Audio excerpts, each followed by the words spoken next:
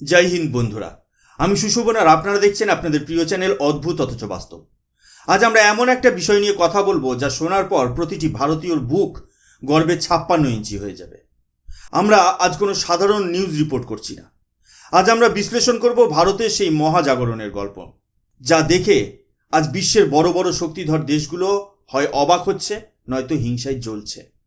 আপনারা কি কখনো ভেবে দেখেছেন কেন হঠাৎ করে আফ্রিকার দেশ থেকে শুরু করে আরবের শক্তিধর দেশগুলো ভারতের জন্য প্রোটোকল ভেঙে দিচ্ছে? কেন পশ্চিমী মিডিয়া আজ ভারতকে আর অবহেলা করতে পারছে না? আজ আমরা আলোচনা করব প্রধানমন্ত্রী মোদীর সাম্প্রতিক ত্রিদেশীয় যাত্রা এবং ভারতের ক্রমবর্ধমান গ্লোবাল স্ট্যাচিওর নিয়ে। এই ভিডিওটি একটি দীর্ঘ হবে, কারণ আজ আমরা তথ্যের গভীরে যাব, তাই শেষ পর্যন্ত আমাদের সঙ্গে থাকুন। শুরুতেই আসা যাক ইথিওপিয়ার কথায়। বন্ধুরা, খবরটা শুনলে অবাক হবেন যে প্রধানমন্ত্রী মোদী তার 28তম আন্তর্জাতিক সম্মানটি পেলেন ইথিওপিয়া থেকে। এই সম্মানের নাম হলো নিশন অফ ইথিওপিয়া।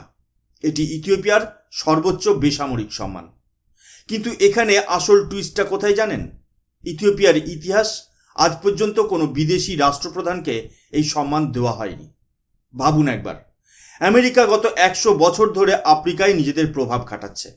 চীন সেখানে বিলিয়ন বিলিয়ন ডলার ঢালছে, কিন্তু ইথিওপিয়া তাদের হাইয়েস্ট অনার দেওয়ার জন্য বেছে নিল একজন ভারতীয় প্রধানমন্ত্রীকে।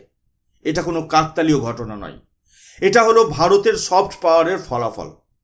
ইথিওপিয়ার পার্লামেন্টে যখন বন্দে মাতরম গানটি গাওয়া হচ্ছিল এবং মোদিজিকে ডজন ডজন স্ট্যান্ডিং ওভেশন দেওয়া হচ্ছিল, তখন বিশ্বের মানচিত্রে ভারতের গুরুত্বটা একবার কল্পনা করুন।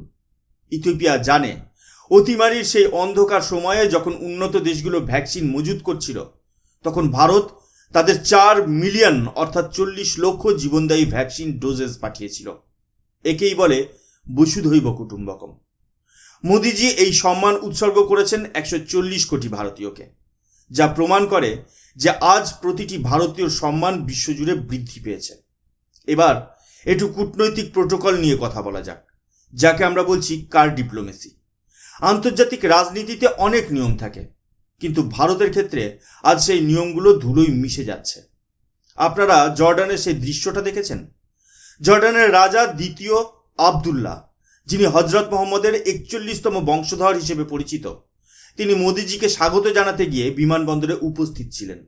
শুধু তাই নয়, জর্ডানের ক্রাউন প্রিন্স আল হুসেন বিন আবদুল্লাহ নিজে গাড়ি চালিয়ে মোদিজিকে এয়ারপোর্টে পৌঁছে দিলেন। এই যে ইনফর্মাল ইন্টারাকশন, এটা প্রমাণ করে যে আরবের দেশগুলোর সাথে ভারতের সম্পর্ক আজ আর কেবল তেল কেনা বেচার মধ্যে সীমাবদ্ধ নয়, এটা আজ একটা আত্মিক বন্ধনে পরিণত হয়েছে। ভারত আজ আরবের দেশগুলিকে প্রযুক্তি দিচ্ছে, শিক্ষা দিচ্ছে, আর তার বিনিময়ে পাচ্ছে অটুট বিশ্বাস। এই বিশ্বাসের জোরেই কিন্তু আজ ভারতের বিদেশমন্ত্রী জয়শঙ্কর ইসরায়েল সফরে যান। তখনও মুসলিম বিশ্বের সাথে ভারতের সম্পর্কের কোনো ফাটল ধরে না। ভারত আজ ইসরায়েল এবং আরব উভয় পক্ষের সাথেই সমান্তরাল বন্ধুত্ব বজায় রাখতে সক্ষম, যা একসময় অসম্ভব বলে মনে করা হতো। বন্ধুরা, এবার আসি রাশিয়ার পুতিন এবং চীনের শি জিনপিং এর প্রসঙ্গে। এসসিও সামিটের সেই দৃশ্যটা কি মনে আছে, যেখানে রাশিয়ার প্রেসিডেন্ট ভ্লাদিমির পুতিন নিজে গাড়িতে বসে অপেক্ষা করছিলেন মোদিজির জন্য, যাতে তারা একসাথে ভেন্যুতে যেতে পারেন? চীনের প্রেসিডেন্ট শি জিনপিং পর্যন্ত মোদিজির সাথে হাসি মুখে কথা বলছেন। পশ্চিমী দুনিয়ায় এই দৃশ্য দেখে কার্যত রাফলেট বা অস্থির হয়ে পড়েছিল। তারা ভেবেছিল ভারতকে রাশিয়ার থেকে আলাদা করে দেবে, কিন্তু ভারত প্রমাণ করে দিয়েছে যে আমাদের ফরেন পলিসি কারো দ্বারা নিয়ন্ত্রিত হয় না।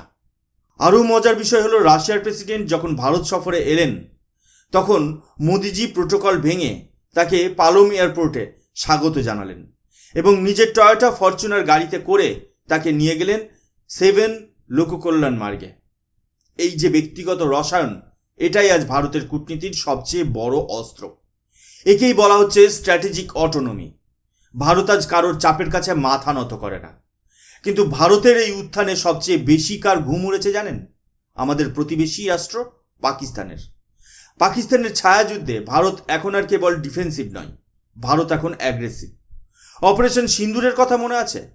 কাশ্মীরের পেহেলগাম এলাকায় যখন সন্ত্রাসবাদী হামলা হলো, ভারত তার যোগ্য জবাব দিয়েছিল পাকিস্তানের পেটের ভেতরে ঢুকে। ভারতের এই কাউন্টার টেরর স্ট্রাইক সারা বিশ্বকে দেখিয়ে দিয়েছে যে নতুন ভারত সন্ত্রাসবাদকে আর সহ্য করবে না। পাকিস্তানের এই ফেক প্রোপাগান্ডা আজ বিশ্বের সামনে ধোপে টিকছে না। ভারত আজ প্রমাণ করেছে যে তারা কেবল রক্ষা করতে জানে না, প্রয়োজনে আঘাত করতেও জানে। এই সামরিক দৃঢ়তাই কিন্তু আজ ভারতের গ্লোবাল ইমেজকে বহুগুণ বাড়িয়ে দিয়েছে। আজ ইথিওপিয়া হোক বা ওমান, সবাই জানে যে ভারত একটি দায়িত্বশীল কিন্তু শক্তিশালী সামরিক শক্তি। এবার আসা যাক বর্তমান বিশ্বের সবচেয়ে চর্চিত বিষয়, ডোনাল্ড ট্রাম্প এবং ভারত।